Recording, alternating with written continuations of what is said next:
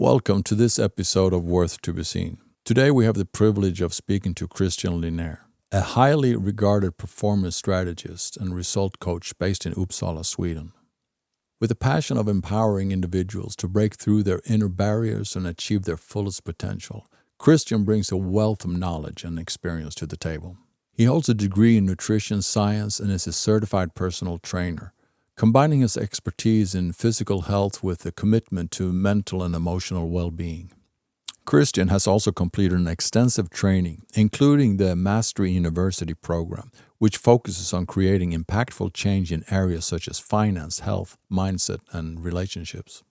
Through his holistic approach, Christian has helped countless individuals and organizations build strategies for success, offering everything from group workshops to one-on-one coaching sessions. Whether it's about finding clarity, taking actionable steps, or sustaining motivation, Christian's methods inspire change that lasts. I met up with Christian in Malmö at a cafe when he was passing through, and we had a long discussion, and this episode touches the men issues in particular, the challenges, the social structures, and these kind of things. Now, despite the background noise because of the environment we were in, I do believe that there is a lot here to listen and unpack, so hang with us. I am thrilled to welcome Christian Linnér. I would like for you to just start with introducing yourself, who you are and such. Yeah, so my name is Christian Linnér, and my big passion project at the moment is manskapet, which is a Swedish word for, a team of people, but also, actually, I could just tell that short story. For me, it has three meanings. It's a team of people, which is manskapet, but also to create a manskapet. But also, I thought about it from the female perspective, actually, of it's a manskap. So we're creating men who are a catch for women. So I actually got three meanings out of that. So manskapet is then like a movement for men who want to reignite their masculinity and find themselves and love themselves and live an authentic life. Yeah, wow, that's you thought that one through, didn't you? Kind of did. Yes, lovely. And how did you come up with this idea? Was it something of your own experiences, or how did it come to your mind? Yeah, a lot is from my own experience. So I feel myself that I really would have needed this maybe like 10 years ago, even 20 years ago, as sort of like a transition from boyhood to manhood. But also, it was actually during as I attended one of the Vipassana meditation retreats, where the name and the concrete, tangible idea came to me, where it was like, this is what you need to do. You need to create manskapet, it felt like a meaningful, creative idea that came from somewhere. Yeah. And I was like, okay, I need to do this because this is what I've been struggling so much with myself. Yeah, and you feel that men are in general struggling with some things that are in common for a lot of men. Yes, I feel that they have, what I've seen is that they have sort of a mistrust maybe to themselves, or they don't feel that inner value that they inherently have. Despite, instead of focusing on all the external factors that provide them a fake value, sort of, which then leads to the lack of courage to draw those lines in the sand and have dare to say no to people and protect and prioritize their own time and their own focus and their own energy to actually put that into something which is meaningful for them. And that could also be like, it's a scale. It's from all the small things in everyday life, those small choices where you need to also say no, or just tell someone your thoughts or perspectives or emotions, even what you're feeling, all the way up to what is your big purpose in life, what's your main, way, what's the main way that you're walking, the main path that you're walking in life. Do you think that this, or do you feel that this has changed over time in society? Has society kind of molded people into being different now from what they were say, some 100 years ago or so. I would definitely say so, yeah. Yeah. Because what I think about is, we've actually talked about this also about men approaching women, for instance. Yeah. Since women don't usually approach men, so it's our job to approach women. And I just imagine myself, like, imagine being a man 100 years ago. That man would probably approach women much more often and much more directly than what men do today. Yeah. I think a lot of it also is dependent upon the introduction of cell phones and how we get sort of this filter between people and individuation of people. So yes, I think also men, like my grandfather, they had their stuff to deal with. So I'm not saying they were perfect, but I think the combination would be probably the best, because they also would tell people no. They would say what they thought was right or wrong. Yeah. And I think a lot of people and men then have lost that today. Since everything is about themselves, then they dare not to speak their opinion, sort of. True. And I think that you feel that it's some of the social structures, maybe the technology and things like that, that has somehow interfered or created maybe a new set of obstacles, which we didn't have before, and now we're dealing with these obstacles.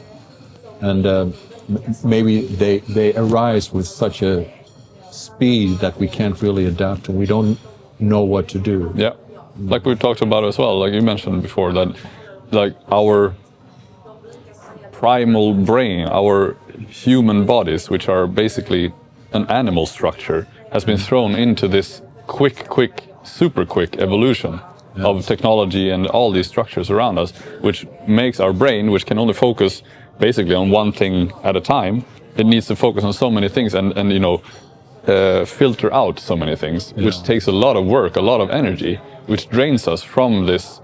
Like we also talked about, if you have one purpose or a few goals in life and a few decisions to make, that's so much easier, because then you can put more effort into those and do those things better than if you have to, you know, filter out all of these things and deal with all of these things and put all of these fires out all the time. You know, women have their problems, men have their problems. And in this case, this is directed towards men, and that's why we're focusing on solutions for their problems. Yeah. And how are you planning to do it in practical ways? Or how are we going to reach the men with this? I don't want to call it therapy groups, because therapy has also some connotation to it for some people, but it's talking groups where we talk with each other, and it needs to be a safe space for men to talk with other men without the inclusion of, you know, this need for validation from women. True. So it's just a safe space where men talk with other men about their problems as men, and then you can also get solutions and tips and ideas from other men who've also been in that situation. Yeah. But that's one part. Then you have also different programs that I'm developing, and also camps, masculinity camps, or whatever you want to call them, where we go away for a weekend, where we do manly things and tough things, mentally and physically demanding things, but also a lot of self-reflection, meditation and discussion around the campfire, and things that are very primal. Masculinity on its own is it's a provocative word for some, and I guess that you probably have had some of that too coming towards you just by bringing up the topic of its own. Already in such a short span of time. I'm sure, and it's probably going to be more of that too. I hope so. You hope so. That was a good answer. Because as we grow and as we expand our comfort zone, the bigger our problems will be. Yeah. And the better we become, better enabled we become to deal with them. Yeah. So I'm looking forward to that. Yeah. Do you have any examples of maybe approaches or provocative reactions you've gotten? Yeah, I have one in mind particularly, actually, because I hadn't even mentioned what it was about to a friend of mine, and she wrote then that she thought that it was just a circle of men hating on women. And I hadn't even told her that much what it was about. No. But that's the opposite, of course, of what we're doing. Because, like I always say, women have their problems and men have their problems. So it's the combination of the feminine and the masculine, which is the optimal. So we are going to build a strong masculinity, and work on ourselves and take personal responsibility so we can become the best man and the best person in our lives, so we can also match then the partner or the friend group or whatever, whoever we want in our lives, so they can also level up and step up to our level. Yeah. So if you want a woman, in this case, in your life as a partner, if you step up, how are you going to demand from her to be perfect if you're like way down here and she's up here? How can you demand this from her if you're on such a low level in comparison to your own potential? Yeah. So we need to build ourselves up. That's and that's just, of course, an example from a romantic relationship. But in any relationship, you need to demand more from yourself. Yeah. And also, most of the time, we haven't even thought the idea through all the way. So when we think something about ourselves, we haven't really thought about it and like made it concrete. If you write it down on paper or tell someone, then you can also realize how ridiculous it sounds. Yes. Like, I've thought this about myself. Yeah. And when you hear it out loud, it's like, what? How can I think that about myself? Would I think that about a friend? Or would a friend think that about me? True. No. No. It's ridiculous. Yeah. Is there any special event in your life that kind of was the before and after? Well, there was this girl.